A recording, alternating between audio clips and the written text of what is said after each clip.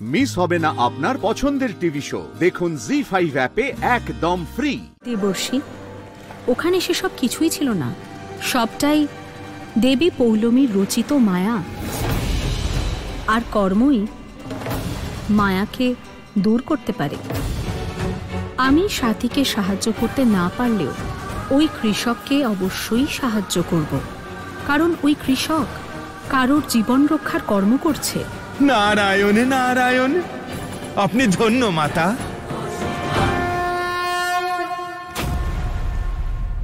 আমার রচনা করা মায়ার সঙ্গে কি হলো?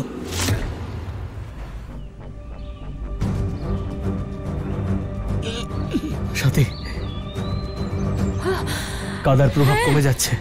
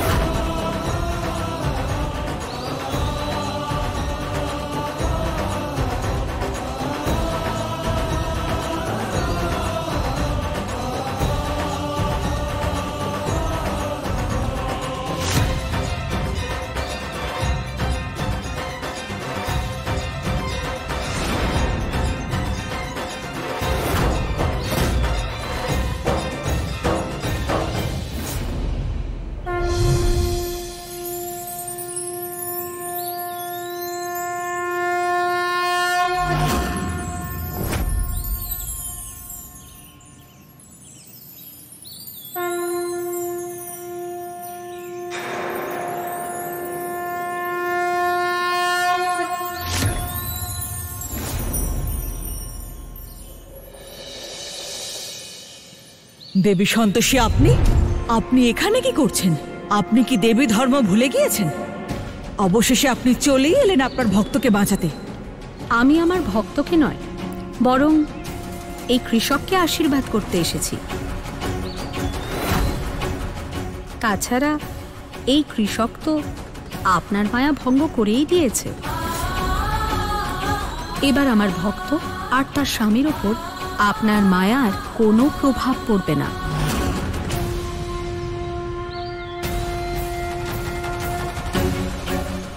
এই সাধারণ কৃষকের মধ্যে শক্তি এলো কোথা থেকে?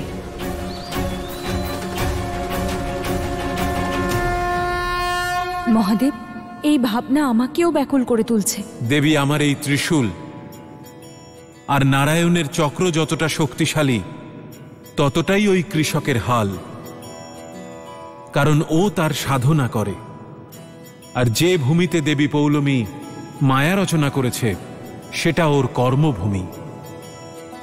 আর যে কোনো কর্মভূমিতে কেবল ফল উৎপন্ন হয়, মায়া নয়। কোনো মানুষ যখন কোনো বস্তুর সাধনা মন প্রাণ আর আত্মা দিয়ে করে, তখন সে বস্তু সর্বশক্তিমান হয়ে ওঠে। জি5 ডাউনলোড করুন আর সব এপিসোড দেখুন একদম ফ্রি।